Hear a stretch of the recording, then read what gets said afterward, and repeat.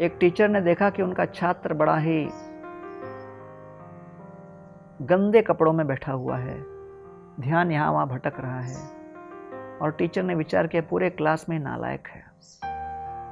उन्होंने सोचा कि पुराने इनके रिपोर्ट कार्ड देखते हैं।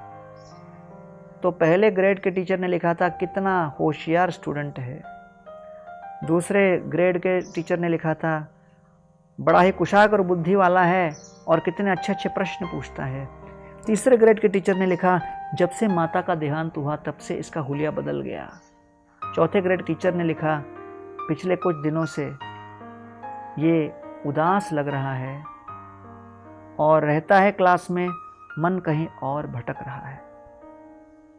तब पांचवें क्लास के टीचर ये 4 क्लास के रिपोर्ट देखकर समझ गई कि इस बच्चे की समस्या यह है कि जब से माता का अकाल मृत्यु हुई तब से उसके ऊपर सदमा लगा और उस सदमा का ही परिणाम है।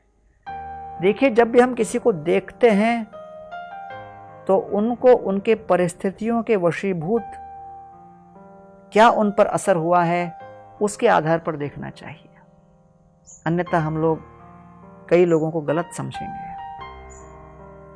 तब एक दिन आया जब सारे छात्र अलग अलग प्रकार से वस्तुएं लाकर टीचर को भेंट में दिए, और इस व्यक्ति ने लाकर टीचर को एक टूटी हुई चूड़ियां दी और एक इत्तर दिया जिसका अजीबोगरीब सुगंध था। सारे लोग हंसने लगे, लेकिन टीचर ने सबको रोका और कहा कि इस छात्र ने जो लाया है कितना प्रेम से लाया है और इत्तर की कितनी अच्छी सुगंध है।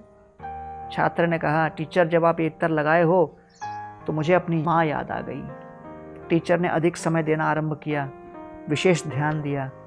धीरे धीरे उस स्टूडेंट के अंदर ऊर्जा आ गई, आत्मविश्वास जागृत हो गया और उसके परिणाम स्वरूप वो कुछ समय में क्लास टॉप करने लगा, भविष्य में बन के डॉक्टर बना।